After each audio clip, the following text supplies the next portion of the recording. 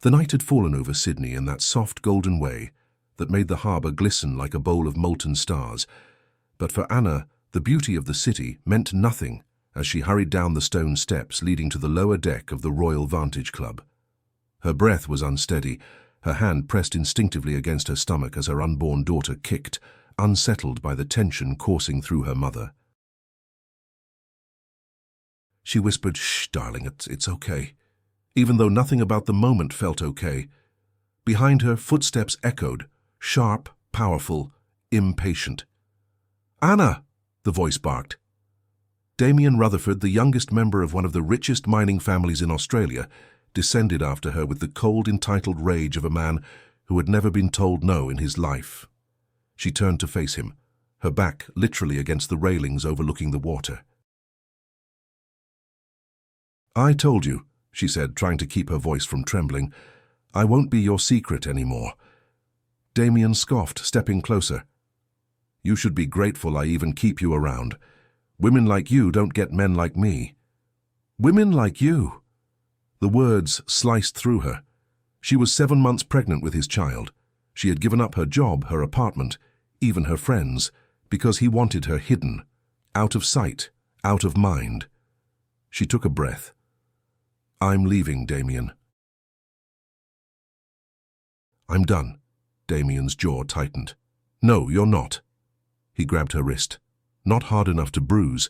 He was too careful about marks that could be photographed, but hard enough that she winced. She pulled her hand free. "You don't get to control me anymore." "I control everything," he snapped. "You don't even have a life without me." Anna's chest tightened with fear and fury. "I have a daughter on the way. She is my life." Damien's nostrils flared in disgust. That child ruined everything. "Do you understand that? Everything." Something inside Anna cracked. "She is your daughter too." "She's a mistake," he spat. The words hit her so violently her vision blurred. The baby kicked again, harder this time, almost as if reacting to her father's cruelty. Anna took a shaky step back. "Stay away from us." Damien let out a cold laugh. "Don't be dramatic. You're not going anywhere." And then, because ego was louder than reason, he stepped forward again. Too close, too fast, too aggressively. Anna stumbled backward, her heel slipping on the polished wet stone. Her hand shot out for balance. There was nothing but air. And Damien, the man who claimed she would be nothing without him, reached forward and pushed her. Hard. She fell. Belly first toward the edge, toward the drop, toward the water glistening below. Time slowed. Anna's scream caught in her throat, a flash of terror, the instinct to protect her stomach, the certainty that she would hit the edge, or worse, fall into the water. But she didn't hit the ground. Arms, strong, warm, steady, caught her mid-fall, stopping her body just centimeters before the stone edge. She gasped, breathless, weightless, trembling. A deep voice behind her murmured, "Easy. I've got you." Damien's face went pale. Because the man holding Anna was someone he had never seen before, someone who radiated money, power, and danger with every breath he took. A stranger. A towering figure in a tailored black suit, jaw sharp as a blade, eyes cold enough to freeze the harbour itself. He lifted Anna to her feet with a gentleness that didn't match his terrifying presence. "Are you hurt?" he asked, voice low, controlled. Anna shook her head, still breathless. He looked at Damien like a wolf looks at prey. "You pushed a pregnant woman." Damien opened his mouth, then closed it again. Because standing under the golden deck lights, the stranger was instantly recognizable, at least to anyone who followed the financial world. The facial structure, the posture, the air of unshakable dominance. Damien swallowed. "You're—" The stranger cut him off. "Walk away." But Damien, arrogant even when cornered, barked, "You have no idea who you're speaking to." The stranger tilted his head slightly. "Actually, I do." He stepped forward, his presence swallowing all the space between them. A small-time heir surviving on your grandfather's name, a man whose only accomplishment is hiding women he's ashamed of. Damien froze. Anna stared. The stranger's voice softened, not warmly, but dangerously. I told you to walk away. Damien stepped back, once, twice, then turned and hurried up the stairs he had descended, like a coward fleeing a fire he started. Silence settled over the lower deck. Anna's legs shook violently. The stranger stepped closer, not invading, but steadying. Breathe, he murmured. You're safe now. She looked up at him. Why did you help me? He held her gaze with eyes too intense to belong to an ordinary man. Because, he said, I don't tolerate men who hurt women, especially pregnant ones. A gust of harbor wind swept between them. She whispered, Who are you? The corner of his mouth lifted slightly. Elias Ward. Her heart skipped. Elias Ward. The unknown billionaire no one ever saw in public. The man whose name alone shook entire industries, and he had just saved her life. You're shaking, he said gently. Sit, let me call help. But Anna grabbed his sleeve. Please, don't leave me alone. Elias nodded once. I won't. And he didn't. He stayed right beside her, towering, protective, unmovable, while somewhere above them, Damien Rutherford realized that his life had just begun to crumble. And the man he had just crossed was powerful enough to erase him completely. Anna sat on the bench beneath the golden deck lights, her breaths trembling in uneven waves as Elias remained beside her, not touching her, not crowding her, simply anchoring her presence with his. His aura was unlike anything she'd ever felt. He radiated stability, precision, silence with weight. And she needed that. She held her stomach with both hands, feeling the baby shift restlessly. She's scared, Anna whispered. Elias's eyes softened, not with pity but with recognition. She felt the adrenaline. It'll settle. She nodded, letting his calmness steady her pulse. Her voice shook. He could have killed us. He almost did, Elias said, gaze lifting toward the stairs Damien had fled through. Men like him, they're dangerous because they think they're untouchable. Anna swallowed. And you. Elias looked at her again, slowly, deliberately. I don't think I'm untouchable.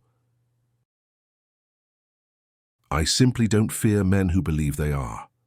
A shiver ran through her, not of fear but of something unfamiliar. Trust, something she hadn't felt in months, maybe years. Footsteps sounded above them again. Anna whipped around in panic, clutching her stomach. Elias didn't move, didn't flinch. His voice dropped to a murmur.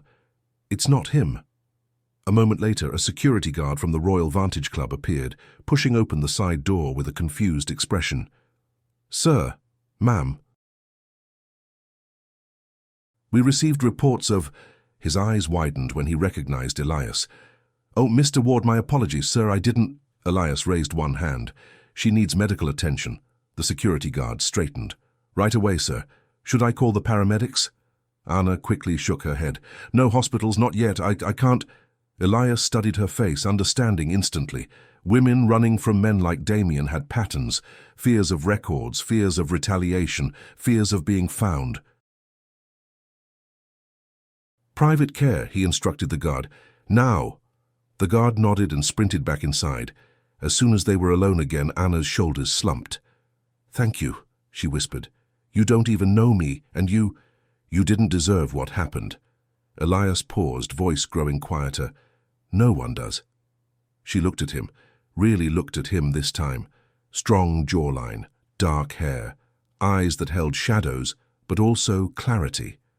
A man shaped by something painful, something deep. She opened her mouth to speak, but a sharp cramp shot through her abdomen. She gasped and grabbed the bench. Elias instantly leaned in, his voice steady but urgent. Anna, where does it hurt? Lower abdomen. Just tight. Maybe just stress. Another contraction-like spasm tightened her stomach. She's reacting to the fall. Elias didn't waste a second. We're not waiting for the clinic staff to bring a stretcher. Can you stand? She nodded shakily. He offered his hand. Not pushing, not pulling. Just offering. She took it. His fingers closed around hers, warm and firm, and he lifted her gently to her feet. The world tilted for a second. She swayed. He caught her by the elbows, careful, measured. "I've got you," he murmured again. They moved toward the door as the wind from the harbor whipped behind them. Inside the hallway, the private medic team was already waiting, 3 professionals in crisp uniforms, clearly accustomed to Elias Ward's level of urgency. "Ms.?" the lead medic asked. "Name?" Anna hesitated. Elias spoke instead, voice clean and authoritative. "Her name is Anna Silva, 7 months pregnant. She experienced abdominal trauma and acute stress." The medic nodded. "We'll run monitoring immediately, sir." Elias looked at Anna. "I'll be right outside." But Anna tightened her grip on his sleeve again. "Please, stay." Elias held her gaze for a long moment, something unreadable flickering in his eyes. Then he nodded. "All right." The medics guided her into a private treatment room and began checking vitals. Elias stood near the wall, arms crossed, shoulders tense, jaw locked in a way that made it clear he was reliving something he wasn't saying out loud. One of the medics glanced at him nervously. They all knew who he was, but none dared comment. After several minutes, the medic said, "Baby's heart rate is strong, mother's vitals stabilizing. No signs of immediate danger, but she needs rest, hydration, and 0 stress." Anna let out a shaky breath. Elias exhaled too, but silently, like a man trained for control. The medic turned to him. "She shouldn't go home alone." Elias didn't even blink. "She's not going home alone." Anna looked up, startled. I can get a taxi." "No," Elias said simply. "Not tonight." She opened her mouth to argue, but exhaustion washed through her bones like a wave, silencing her. After a long moment, she whispered, "Why are you being so kind to me?" Elias stepped closer, not intimidating but grounding. "Because someone once helped me when I didn't deserve it." Anna blinked. "And you think I deserved it?" "Absolutely." His tone left no room for doubt.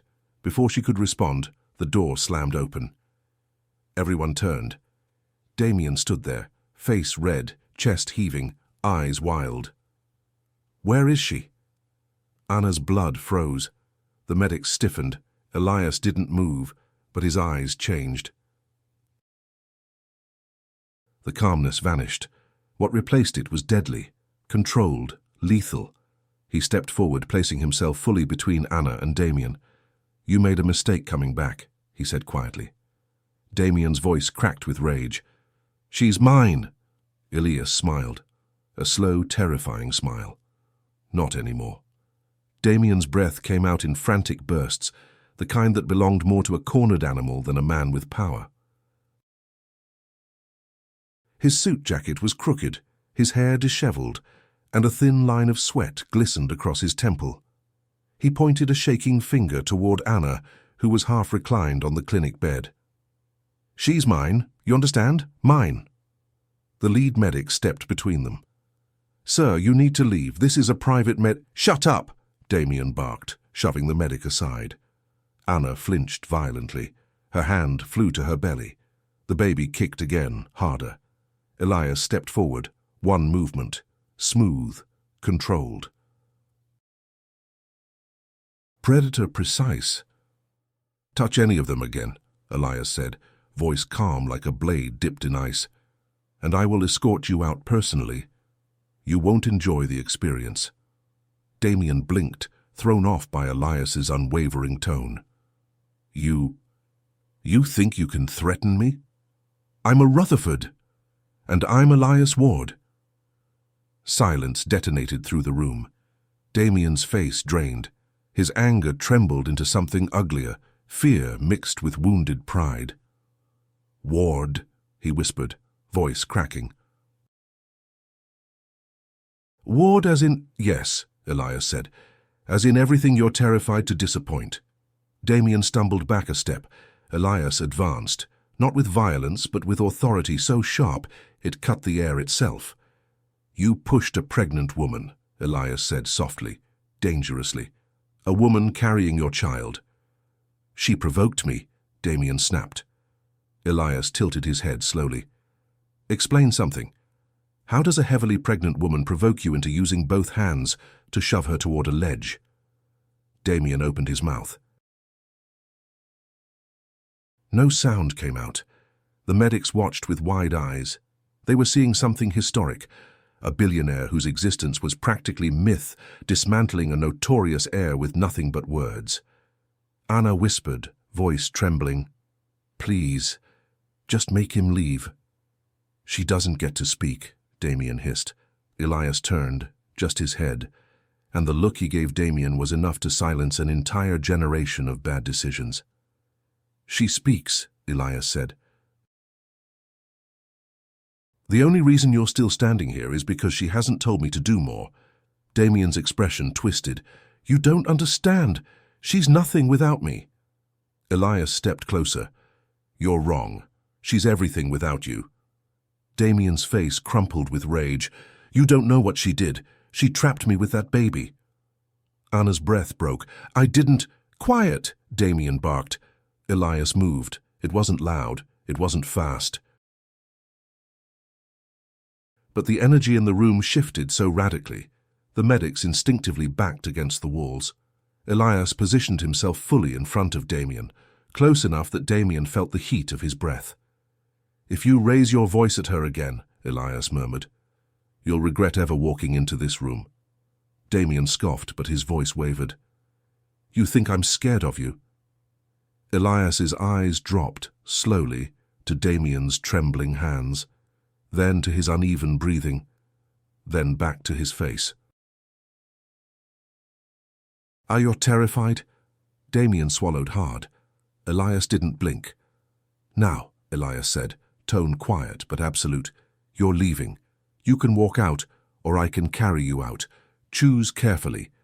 Damien's jaw tightened, his face contorted with humiliation. "This isn't over," he spat. "It is," Elias replied. "For you." Damien hesitated, his gaze flicking to Anna, who was shivering, one hand over her stomach, fear etched into every muscle of her body. For a split second, guilt crossed Damien's face. Then pride crushed it. He spun around and stormed out, slamming the door behind him so hard the frame rattled. The medics exhaled. One whispered, "Jesus."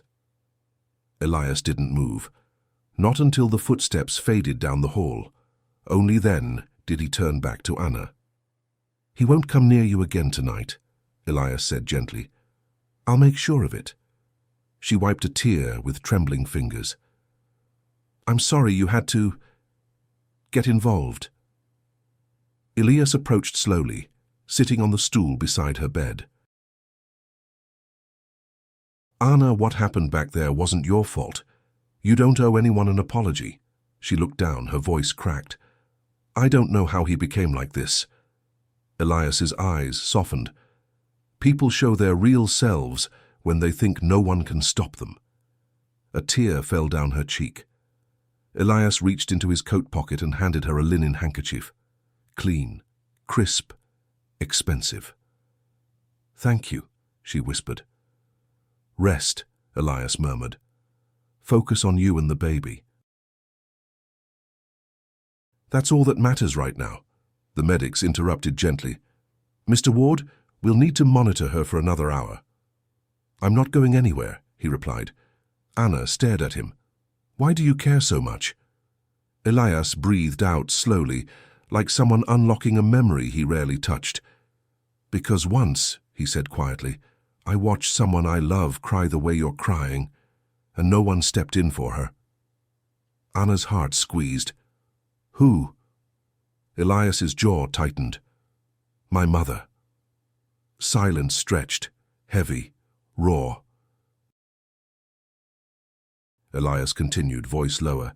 She married the wrong man, a cruel man, a powerful man. Everyone knew and everyone stayed silent. He looked at Anna with a depth she wasn't ready for. I promised myself I would never be one of those people. Her chest tightened with something warm, unexpected. Elias. He stood slowly. You're safe. I'll make sure of it. Why? She whispered again.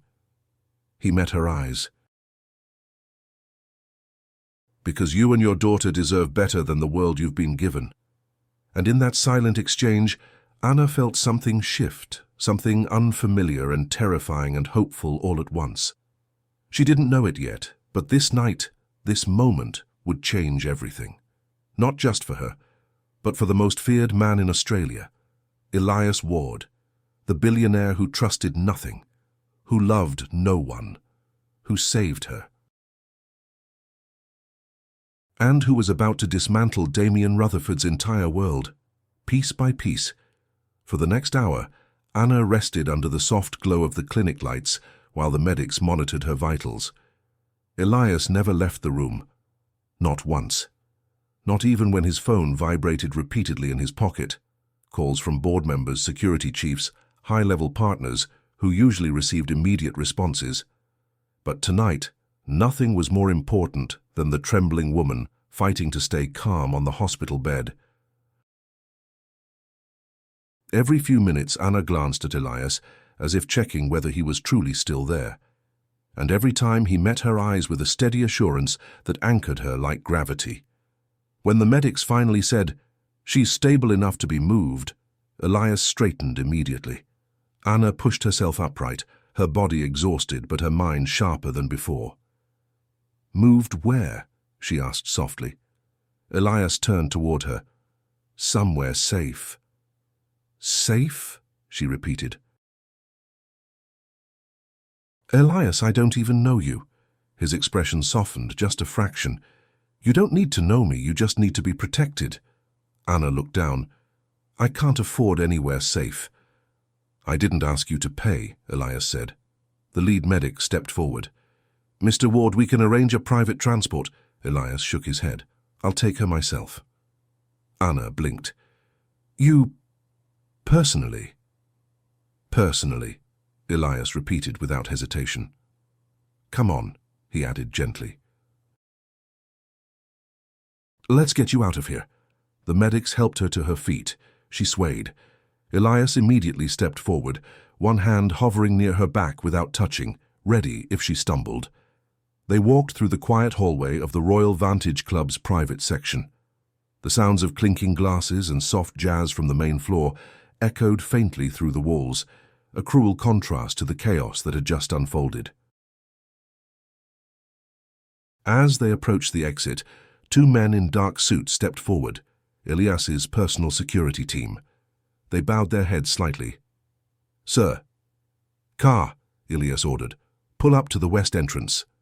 "Yes, sir." They disappeared. Elias turned to Anna, who was clutching her belly protectively again. "You should sit while we wait." She nodded and lowered herself onto a nearby seat.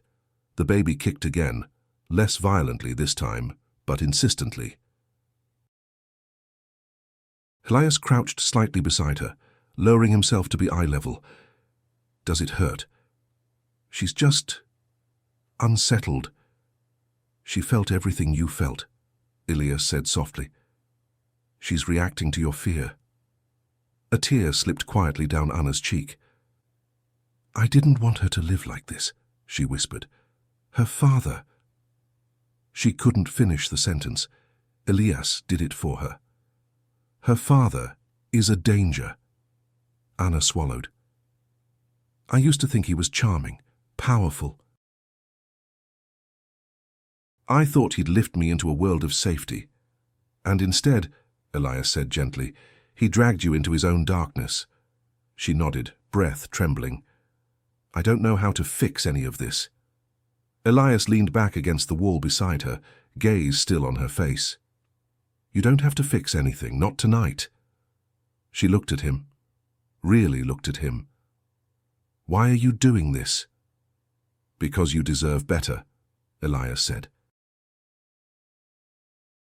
And because I don't let men like Damien walk away without consequences. Anna blinked slowly, her exhaustion weighing down every muscle. What consequences? Elias's expression changed, not violently, not coldly, but with a calculated certainty that sent a shiver through her. The legal kind, he said, the financial kind, a pause, and the kind that make him regret ever putting his hands on you. Before Anna could ask more, the security team returned. Sir, the car is ready. Elias stood and extended a hand. Come. She hesitated only a moment before taking it. His hand closed around hers, warm, steady, grounding. As they stepped outside into the cool Sydney night, Anna saw the car, a black Rolls-Royce Phantom, sleek, silent, intimidating. A vehicle that didn't drive through the city, but owned it. Elias opened the door for her himself. Careful, he murmured. She slid inside, sinking into the buttery leather seats. Elias joined her, shutting the door. Instantly the world outside disappeared. The windows dimmed, the interior lights softened. The hum of the engine was a whisper. Anna whispered, I shouldn't be here. Elias turned toward her. You should be anywhere Damien isn't. He'll come after me, she breathed. He won't get far, Elias said. I made a call while you were resting. Her heart skipped. A call to who? To people who know how to handle men who believe they're invincible. His tone was too calm, too precise, too assured. Anna's stomach tightened. Elias, what does that mean? He looked out the window, eyes reflecting the passing city lights. It means Damien Rutherford woke up this morning thinking he was untouchable. His gaze shifted back to her. By sunrise tomorrow he'll realize he was wrong. The car rolled through the harbour roads, soft lights casting shadows across Elias's face, sharp lines, unreadable calm, quiet fury simmering beneath the surface. Anna whispered, Where are we going? Elias glanced at her belly. Somewhere you can sleep without fear. Whose place? Mine, he replied simply. She inhaled sharply. Elias, you and your daughter will be safe, he said. I give you my word. She stared at him, breath caught between disbelief and an emotion she didn't recognize. Why does it feel like you're rescuing me? Elias turned forward again. Because I am. And somewhere in the city, while the Rolls-Royce slipped through the night, Damien Rutherford was smashing furniture, screaming threats, and not yet understanding that he had already lost everything. The Rolls-Royce glided through the quiet night streets of Sydney, the hum of the engine steady and low. Anna sat pressed against the seat, hands over her belly, heart still hammering from the shock of everything that had happened.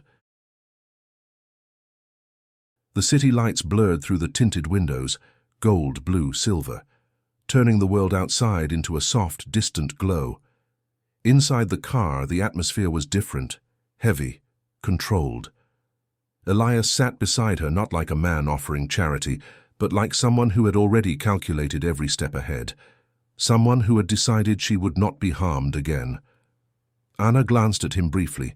His jaw was tight, his eyes fixed on the road ahead, though he wasn't the one driving. A storm lived behind that calm exterior. She could feel it without needing to see it. Elias, she whispered, her voice still weak, you don't have to take me to your home. He didn't look at her. Yes, I do. But why? Why take responsibility for me? Elias finally turned his head, his gaze almost startling in its intensity. Because I was there. Anna blinked. What?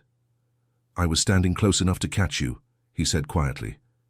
If I had been 1 second later, you would have hit the ground. Or the water. His jaw clenched. You and your daughter would have died. The words made her chest tighten. Her throat burned. But that wasn't your fault. It feels like it is. Anna frowned. Why? Elias took a slow breath, the kind someone takes when old ghosts return. Because I've seen this before, he murmured. A woman in trouble, a man with power abusing it, people watching and doing nothing. Her breath stilled. He was talking about his mother again. She didn't need to ask. I couldn't help her then, he said, but I can help you now. Her eyes watered. Elias, he didn't let her finish. And before you say it, you don't owe me anything. She leaned back, overwhelmed. Silence settled between them, but it wasn't empty. It was charged, emotional, fragile. The car turned off the main road, entering a private street lined with eucalyptus trees swaying in the coastal breeze. The houses grew larger, sleeker, more private. Until the car stopped in front of something out of a dream, a hilltop glass estate overlooking the ocean, not a mansion, a fortress of luxury and silence, with floor-to-ceiling windows, soft amber lights, a private cliffside view, a place built not for showing off but for escaping the world. Anna stared in disbelief. This is where you live? Elias nodded once. For now. Elias, this isn't a house. It's a kingdom. It's quiet, he said, stepping out and opening her door. That's all I need. She hesitated before taking his hand, letting him help her out of the car. The air was cool. Salt brushed the wind. The crash of waves far below echoed like a heartbeat. Anna wrapped her arms around herself. I can't stay in a place like this. Damien will think Damien won't think anything, Elias cut in, voice low. He won't get that far. She swallowed hard. You talk like you know exactly what will happen. Elias opened the glass front door with a touch of his fingerprint and stepped aside for her. I do. Inside, the home was warm but minimalistic. Wood, stone, soft lighting, no clutter, no chaos. The kind of space that belonged to a man who controlled his environment because he couldn't control his past. Anna stepped in slowly, almost afraid to disturb the air. You live alone? She asked quietly.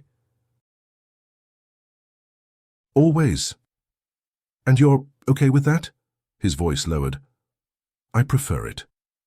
For a moment, Anna wondered what loneliness looked like in a place this beautiful, how quiet the nights must be, how heavy the silence must feel. Elias gestured toward a wide hallway. Come, I'll show you where you'll sleep. She shook her head. No, I can't take your bed. I wasn't planning to give you mine, he said gently. I have a guest suite and a doctor waiting inside. Anna froze mid-step. A doctor. A private obstetrician. She's the best in the country. She'll check you and the baby again. Anna's eyes widened. You called a doctor? At this hour? I call, Elias said simply. They come. She stared at him, stunned by the sheer power he moved with. I don't deserve all this. Elias turned to face her fully, his eyes steady and impossibly sincere. Anna, he said softly. You deserve safety. That's all this is. Her throat tightened, her voice cracked. I haven't felt safe in months. Elias stepped closer, not touching her but close enough that she felt his presence like warmth against her cold skin. You're safe now, he said, for as long as you need to be. Before she could respond, a woman in her late 40s emerged from one of the rooms. A doctor with greying hair, kind eyes, and a calm professionalism that filled the space immediately. Miss Silver, she said warmly. Let's take a look at you and your daughter. Anna exhaled shakily and nodded. As she walked toward the medical room, Elias stayed outside, but not far. His hands were clasped behind his back, his posture deceivingly relaxed, but the tension in his shoulders betrayed the storm inside him. He listened to every sound, every soft instruction from the doctor, every whispered answer from Anna. When the door finally opened again, the doctor gave a small, relieved smile. Mother and baby are stable. She needs rest, no stress, hydration, and zero contact with the father for now. Elias's gaze darkened. That won't be a problem. And Mr. Ward, the doctor added, lowering her voice, if she's to stay here, she'll need emotional support.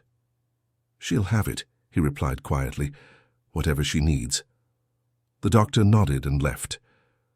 The hallway fell silent again. Anna approached Elias slowly. She said the baby's okay. He exhaled, a quiet breath of pure relief. Good. She said, I need rest. You'll rest, Elias said. Tomorrow will be easier. Anna looked up at him from under her lashes, her voice barely a whisper. Why do I feel like you're carrying all of this with me? Elias's answer was instant. Because you shouldn't have to carry it alone. She swallowed. Hard. Elias. But before she could say anything more, his phone buzzed violently. He checked the screen, and his expression turned to stone. What is it? Anna whispered. Elias's voice was calm, but the storm underneath it was unmistakable. Damien just made his first mistake. He lifted his eyes to hers. And it won't be his last. Elias's eyes narrowed at the glowing screen, the blue light casting sharp angles across his face. Anna watched him anxiously, fingers unconsciously tightening around the fabric of her dress. What? What did he do? She whispered. Elias slipped the phone back into his pocket with a slow, controlled movement, the kind a man makes right before he dismantles someone's life piece by piece. He went to your apartment, Elias said. Anna's blood ran cold. What? Why? To look for you, Elias replied. To track you, to corner you. Her breath trembled. There's nothing there anymore. I left everything. I thought that would be enough to make him stop looking. Elias shook his head. Men like Damien don't stop when they lose access. They stop when they lose control. A shiver ran through her. Did he break in? Yes. Her heart dropped. The building manager called security. They called the police. But Damien left before they arrived. Anna pressed a hand to her stomach, panic squeezing her ribcage like a vice. He's going to come after me. He won't get to you, Elias said firmly. Not here. But what if he finds this place? He won't. How can you be sure? Elias stepped closer, slowly, calmly, a steady force in the middle of her panic. Anna, this home isn't on maps. It isn't listed under my name. It isn't traceable. Only 10 people in the world know it exists. She swallowed hard. And now I'm one of them. Yes, his voice softened. Because tonight, you needed a place that no one could find. She let out a trembling breath. Thank you. Elias didn't respond, not verbally, but something in his expression shifted. Protective, focused, almost fierce. There's more, he murmured. Anna's stomach tightened again. More? Damien made calls from your building. Calls to who? Lawyers, paparazzi, influencers, anyone who could spin a narrative. Anna felt dizzy. He's going to turn people against me. He's going to try, Elias corrected. He won't succeed. You don't know him. He's vindictive. He lies easily. Anna, his voice cut through her breathless panic, firm, grounding. I told you earlier, tonight, you don't fix anything. Tonight, you breathe. She covered her face with her hands. I don't know how. Then I'll show you. His tone softened, deepened, gentle in a way she hadn't expected from a man with such a steel-hard exterior. He guided her toward a sofa near the panoramic window facing the black, shimmering ocean. Sit, he said. She did. Elias crouched in front of her, not too close, but close enough that she felt anchored again. Look at me, he murmured. She lifted her eyes. Breathe with me. He inhaled slowly. She followed. He exhaled even slower. She did too. Again and again. And with each breath, her heartbeat steadied a little more. After a long moment, she whispered, "Why are you being like this?" Elias sat beside her, not touching but near. "Like what?" "Kind," she whispered. "Patient." "Not here. But what if he finds this place?" "He won't." "How can you be sure?" Elias stepped closer, slowly, calmly, a steady force in the middle of her panic. "Anna, this home isn't on maps. It isn't listed under my name. It isn't traceable. Only 10 people in the world know it exists." She swallowed hard. "And now I'm one of them." "Yes," his voice softened, "because tonight, you needed a place that no one could find." She let out a trembling breath. "Thank you." Elias didn't respond, not verbally, but something in his expression shifted. Protective, focused, almost fierce. "There's more," he murmured. Anna's stomach tightened again. "More?" "Damien made calls from your building." "Calls to who?" "Lawyers, paparazzi, influencers, anyone who could spin a narrative." Anna felt dizzy. "He's going to turn people against me." "He's going to try," Elias corrected. "He won't succeed. You don't know him. He's vindictive. He lies easily. Anna," his voice cut through her breathless panic, firm, grounding. "I told you earlier, tonight, you don't fix anything. Tonight, you breathe." She covered her face with her hands. "I don't know how." "Then I'll show you." His tone softened, deepened, gentle in a way she hadn't expected from a man with such a steel-hard exterior. He guided her toward a sofa near the panoramic window facing the black, shimmering ocean. "Sit," he said. She did. Elias crouched in front of her, not too close, but close enough that she felt anchored again. "Look at me," he murmured. She lifted her eyes. "Breathe with me." He inhaled slowly. She followed. He exhaled even slower. She did too. Again and again. And with each breath, her heartbeat steadied a little more. After a long moment, she whispered, "Why are you being like this?" Elias sat beside her, not touching but near. "Like what?" "Kind," she whispered. "Patient." "Understanding. Men like you and don't usually act like this." Elias's gaze drifted to the ocean. "Men like me," he said quietly, "don't usually get the chance."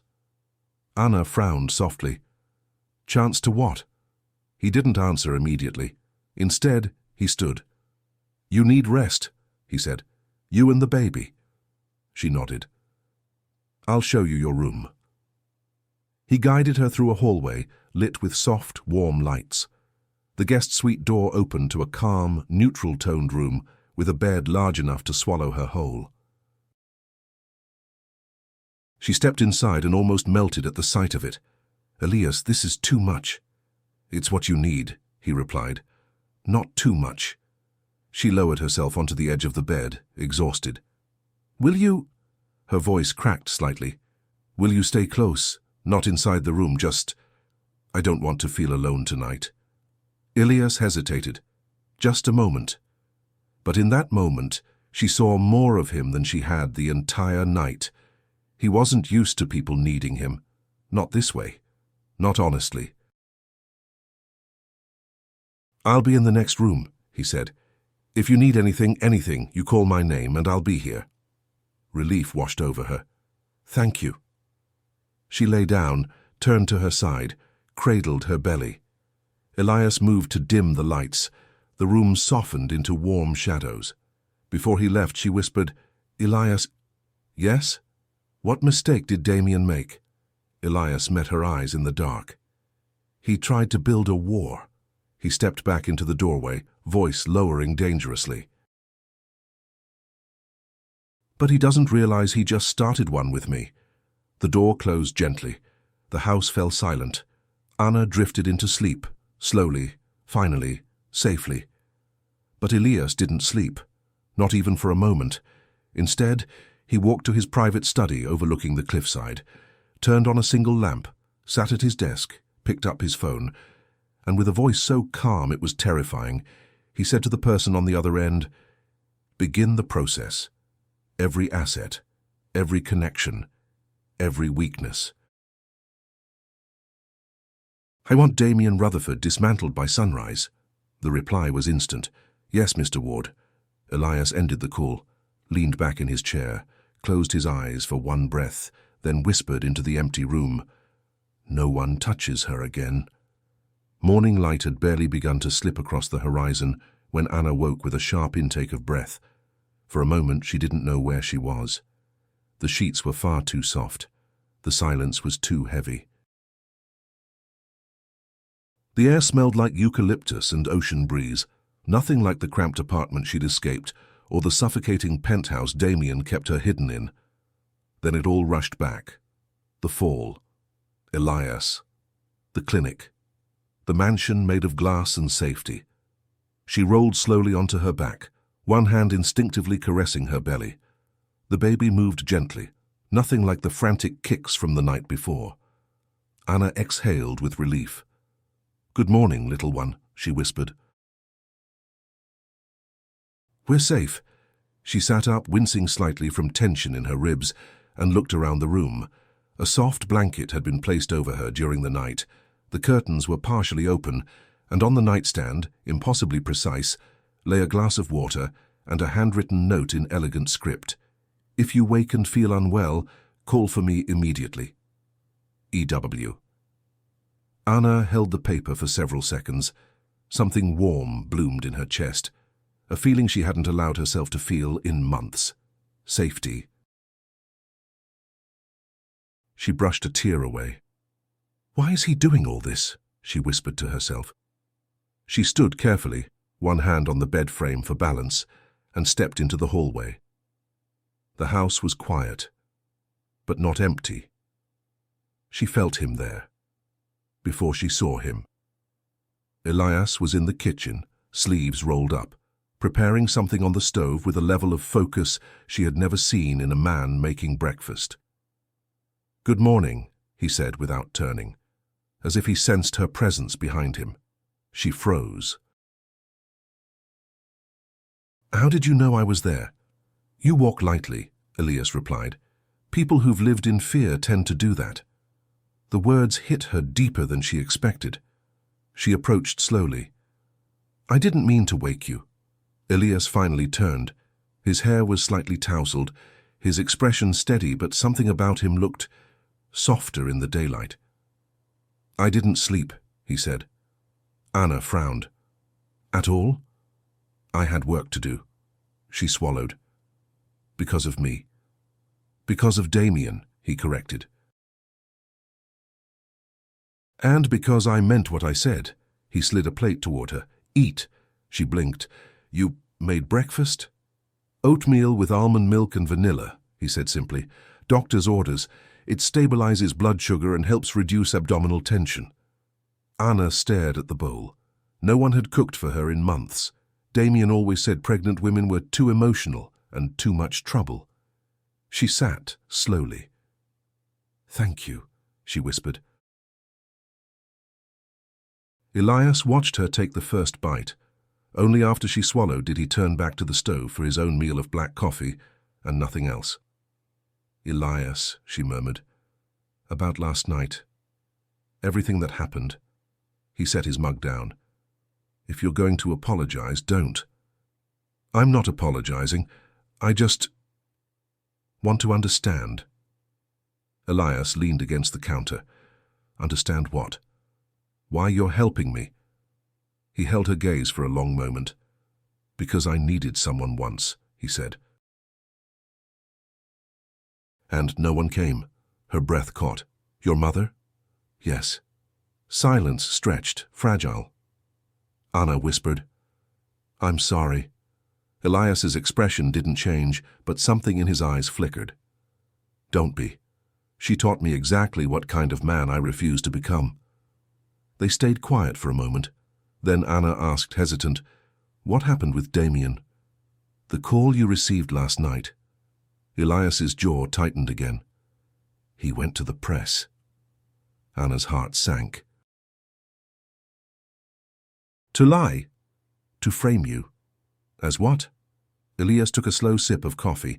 "As a gold digger, a manipulator, a woman using pregnancy to trap him. His PR team is already pitching the story to smaller media outlets." Anna covered her mouth. Tears filled her eyes instantly. Elias's voice lowered. "Anna, look at me." She did. "He has influence," Elias said, "but not enough to win a war with me." She wiped her tears. "I don't want a war." But he declared one. He placed the mug on the counter. "And I don't lose."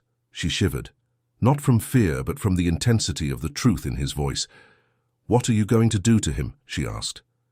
Elias took his phone from his pocket, unlocked it, and handed it to her. On the screen were multiple messages from different departments, each stamped and confirmed. Asset freeze request executed, investigative report submitted, Rutherford Holdings, emergency audit, scheduled anonymous tips, sent police statement filed regarding last night. Anna's eyes widened. "Elias, this is strategic," he said. "Not destructive, not illegal. But it could ruin him."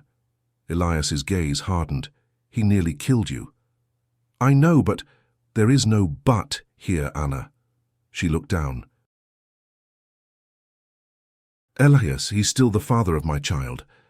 Elias stepped closer, slowly so she wouldn't flinch. His voice softened. "Being a father is a responsibility, not a weapon." Her eyes filled with tears again. Elias lowered his tone even more. "He used fear to control you. That is not fatherhood." "I know," she whispered. "I just don't want my daughter growing up without a father." Elias held her gaze with something she couldn't decipher. Pain, experience, memory. "She won't be without one," he murmured. Anna blinked. "What do you mean?"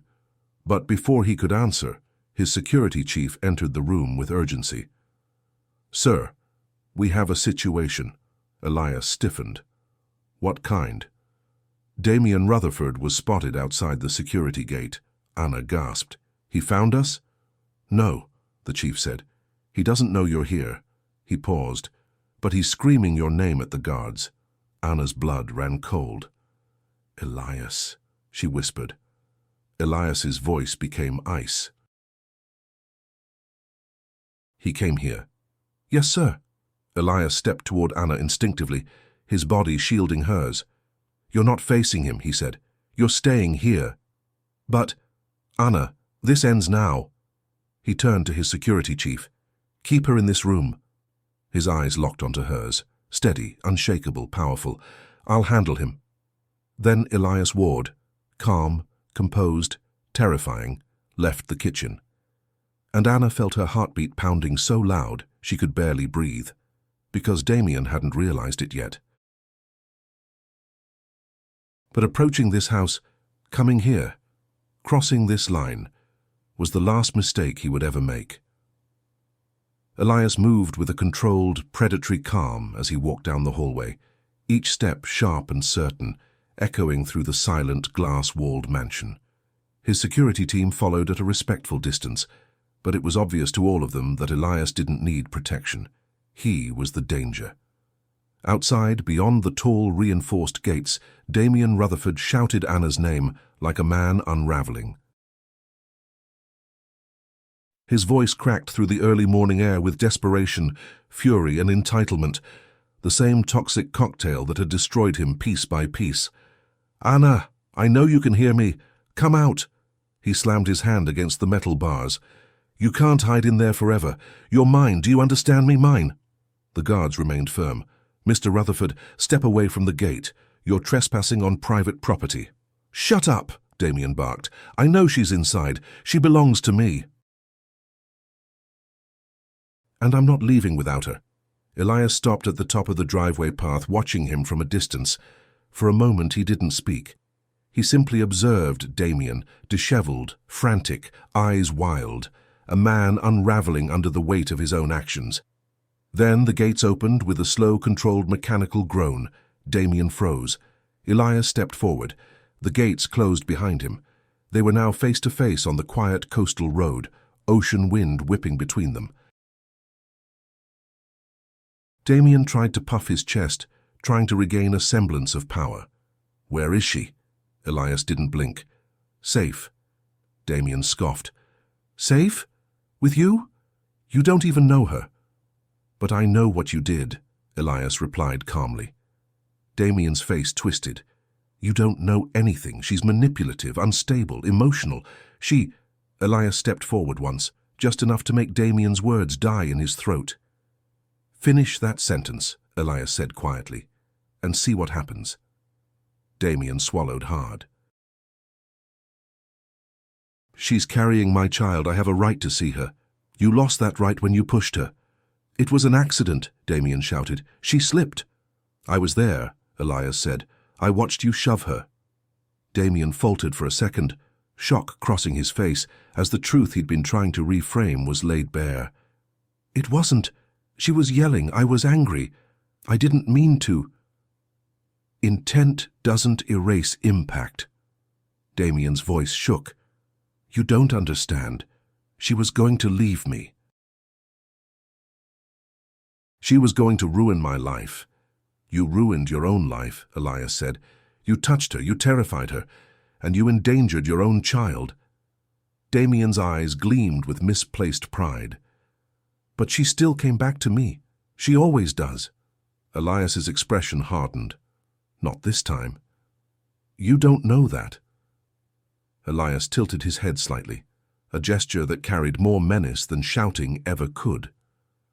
Anna is not your property. Damien scoffed bitterly. But she's yours? Is that it? You're swooping in to be the hero. Elias's voice dropped, dangerous and controlled. I don't need to be the hero. He stepped closer. Damien took a step back.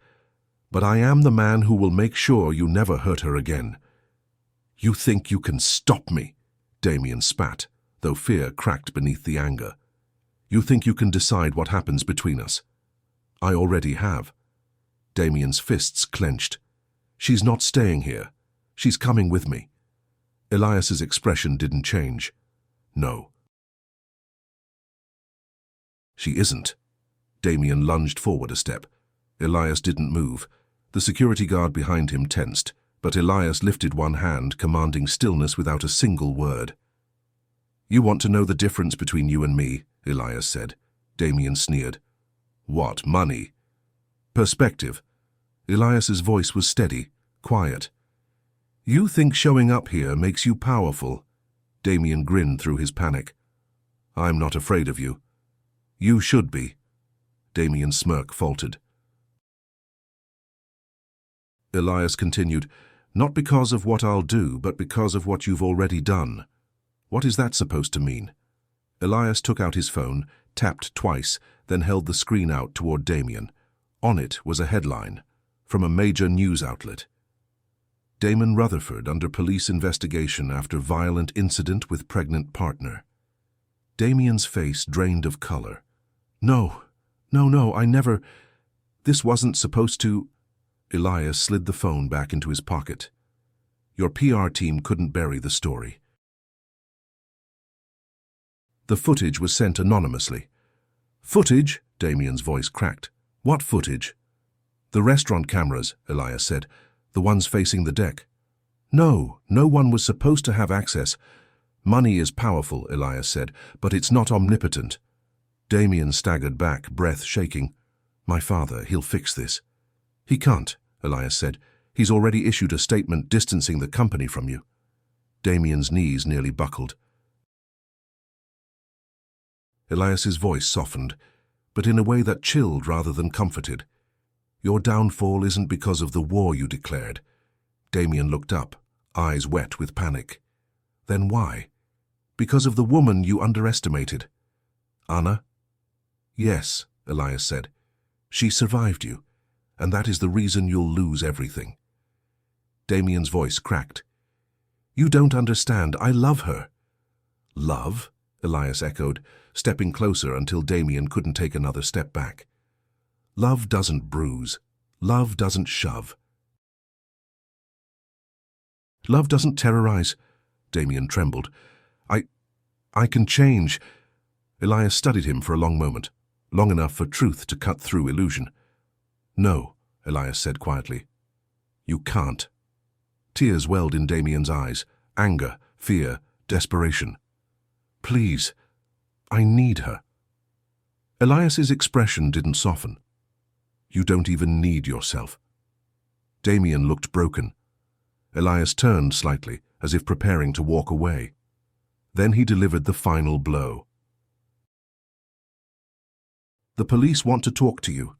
"No, and your lawyers won't answer your calls." "Elias, please, go home," Elias said calmly, "and face what you've done." Damien reached out as if to grab Elias's arm. Elias stepped back just enough that Damien's hand closed around empty air. "Anna doesn't belong to you," Elias said. "She never did." He turned and began to walk back toward the mansion. Damien's voice cracked behind him. "You took her from me." Elias stopped, looked over his shoulder. "No," he said, "you pushed her away." Then he walked inside, and for the first time in Damien Rutherford's life, no one followed him, no one defended him, no one stood beside him. He was alone, and the man who destroyed him hadn't even needed to raise his voice.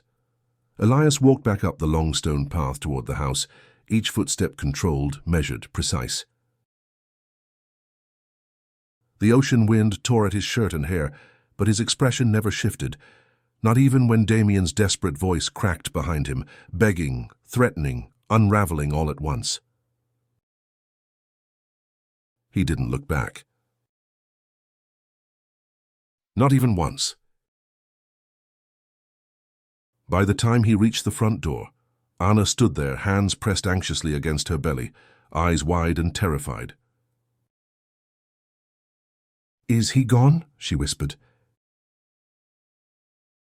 Elias paused in front of her, close enough that she could feel the calm radiating off him like heat from sun-warmed stone. "He won't be back," he said. Her breath shuddered out. What did you say to him?" "The truth." She swallowed, and that was enough. Elias studied her for a moment, then said quietly, "Truth is the only weapon arrogant men never prepare for."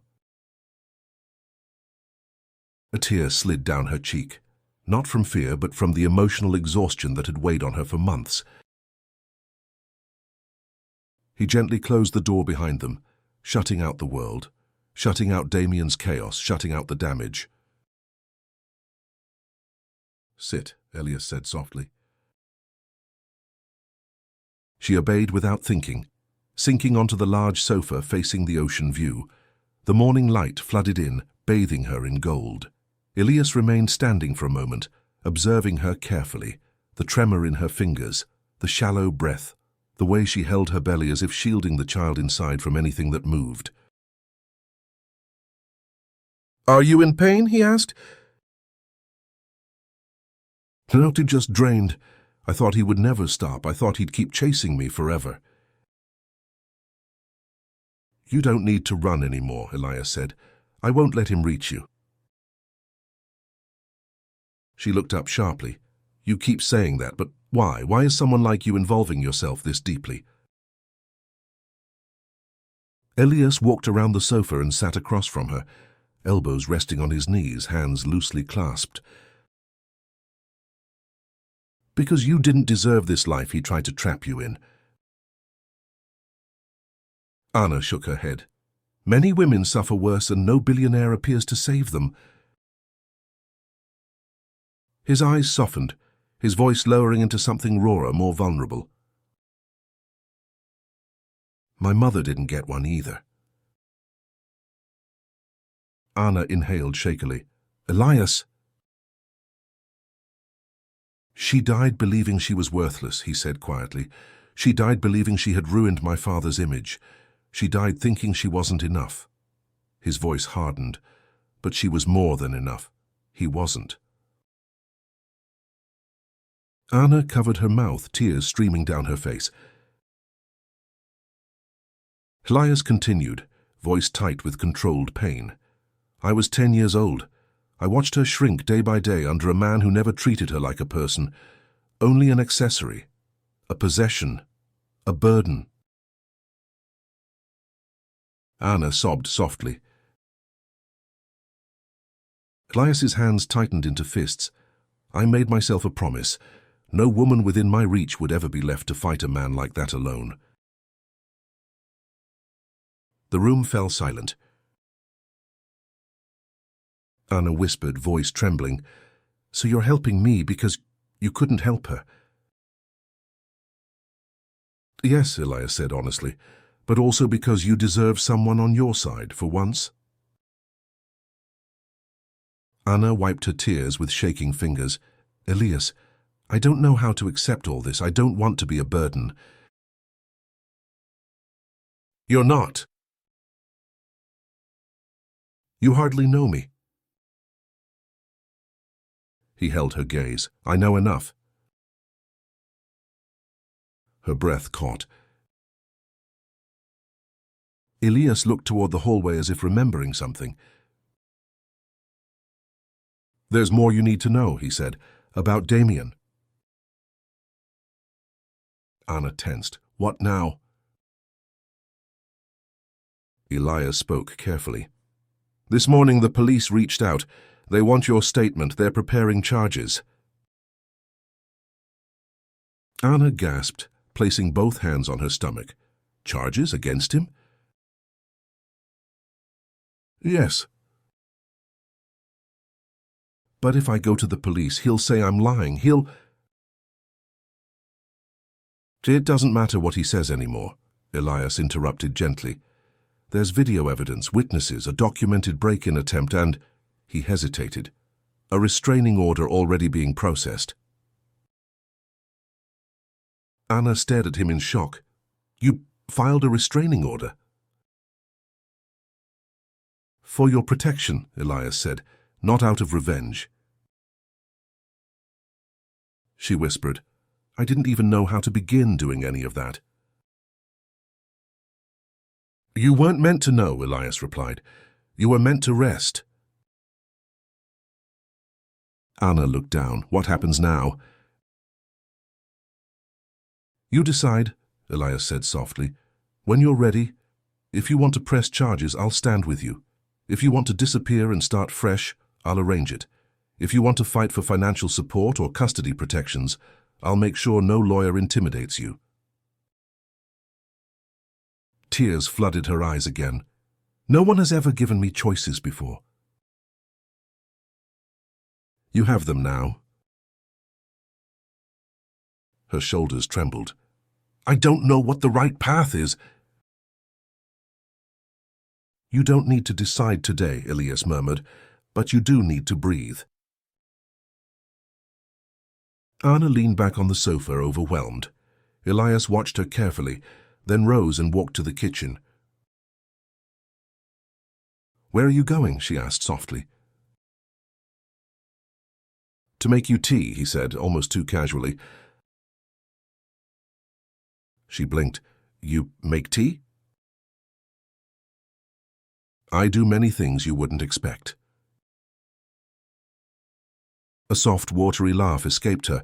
"That's becoming very clear." While he waited for the kettle, Elias checked his phone again. Another message lit the screen. Rutherford Holdings stock price down 28%. Another. Investigative press request sent. No comment from Damien. And one more. Court hearing request approved. Elias locked the phone again, jaw tightening. Anna watched him from the sofa. "Is everything worse?" No, Elias said, just unfolding. She pulled the blanket tighter around her shoulders. I don't want him to suffer. I just want him to stop hurting me. Elias turned toward her slowly. Pain changes people, he said. Some become better, others become monsters.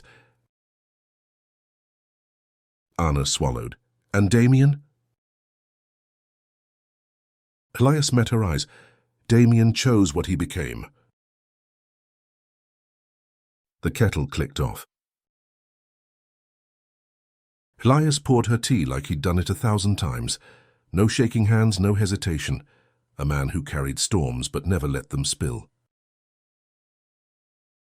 He returned to the sofa and handed her the cup. Their fingers brushed, light, fleeting, warm. Anna froze. Elias's eyes flicked to their hands, then to her face. Something unspoken passed between them. Something neither of them dared acknowledge. Not yet. The tea warmed her palms. The room settled into silence again. Then a buzz from Elias's phone. He read the message and his eyes cooled instantly. What is it? Anna whispered. Elias exhaled slowly. Damien just made another move. Anna's heart stopped. What did he do? Elias turned his gaze toward the window, voice low and controlled. He hired someone. Anna's breath caught. Someone? What do you mean? Elias looked back at her, and the truth in his eyes was sharp enough to cut. Damien hired a private investigator, Elias said, to find you. Anna's hands began to shake. He won't succeed, Elias added, but he's escalating. Anna's voice trembled. Elias, and what do we do? Elias leaned forward, placing a steadying hand on the backrest beside her, not touching her but enveloping her in his presence. We stay ahead, he said. But how? His eyes burned with cold, terrifying certainty. Because I know exactly how men like Damien think. He rose to his full height. And I know exactly how to break them. Anna's breath came shallow and fast as Elias stood in the center of the living room, the early sunlight spilling across the sharp lines of his face. He looked like something carved from unbreakable stone, controlled, powerful, terrifyingly calm. Elias, she whispered, pushing herself up from the sofa. A private investigator? He wants to find me that badly? Elias turned toward her with a steadiness that made her knees weaken. He doesn't want to find you, Elias said. He wants to own you. Anna's stomach twisted painfully. He won't stop. No, Elias agreed, but he will lose. He walked toward her, slow, intentional steps. When he reached her, he crouched down so their eyes were level. His voice softened. You're trembling. Because I'm scared, she whispered. You're safe, Elias murmured. You stay here, you rest, you focus on the baby. She swallowed hard. And you? Elias stood again, shoulders broad and posture straightening like a man preparing for war. I deal with Damien. Elias, Not with violence, he said before she could object. Not illegally. I won't risk your safety by making rash decisions. He stepped to the window, looking out at the ocean as if he could see Damien's next move before it happened. But I will remove every weapon he tries to use. Anna hugged her belly protectively. How? Elias turned back to her. Step 1 already happened, public exposure. Damien can't hide anymore. He took a step closer. Step 2 is legal pressure. The charges, the restraining order, the break-in footage, everything is in motion. Another step. Step 3 is financial suffocation. His accounts, his trust access, his family's support, all slipping through his fingers. Anna inhaled sharply. Elias, that's enough to destroy him. Good, Elias said simply. Her breath caught. I don't want him dead. Elias's jaw tensed. Neither do I. Dead men don't learn. A chill went through her. But broken men do. Anna's voice trembled. And what is step 4? Elias stared at her for a long moment, long enough for her heartbeat to race. Then he said quietly, Step 4 is the one where he realizes he has no power over you anymore. A soft, shocked tear slid down her cheek. Elias noticed instantly. He stepped closer and gently placed a fingertip beneath her chin, not touching her skin, just close enough to guide her gaze upward. You're not alone, Anna. Her lips parted in a shaky breath. I feel like I'm still trapped in his shadow. You're not, Elias said. His shadow fades when someone stands between you and him. Anna's heart hammered. And you're standing there. Yes. The honesty in that one word wrapped around her like a warm blanket. Elias lowered his hand slowly. Let's sit, he said softly. She nodded and they moved back to the sofa. She sat, he stood nearby, unwilling to create distance but careful not to overwhelm her. Anna looked down at her stomach. I don't want my daughter born into a world where her father is a threat. And she won't be, Elias said. She will be born safe, protected, and wanted.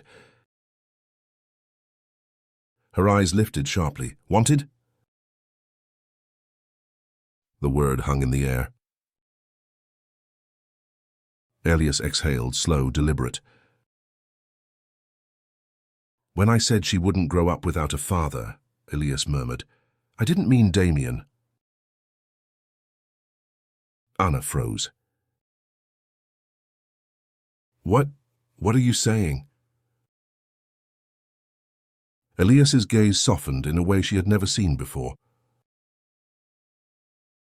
I'm saying, he whispered, that I don't walk away from people I choose to protect. Anna's pulse thundered in her ears. I don't want to confuse you, Elias added softly. You've been hurt. You need time, you need healing, and I won't rush you, but I will say this clearly so there's no misunderstanding. He leaned slightly closer.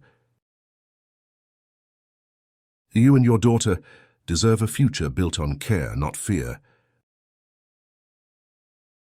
Anna blinked back tears. Do you really believe I can have that? Elias nodded once. Yes, and I'll help you build it if you let me. Her breath hitched. Elias. You don't have to decide anything today, he said gently. You just have to believe that your life is not over. It's beginning. Her tears finally overflowed. She covered her mouth with both hands, shoulders shaking. Elias didn't touch her. He simply stood there, letting her cry freely for the first time in months. When she finally calmed, her eyes red and breathing steadier, she whispered, "What happens now?" Elias checked his phone. A message blinked on the screen. Private investigator tracked. Contact neutralized. Rutherford movements under surveillance. No threat immediate. He locked the screen and looked at Anna. "Now," he said softly, "you rest. Damien is being watched and he won't reach you again."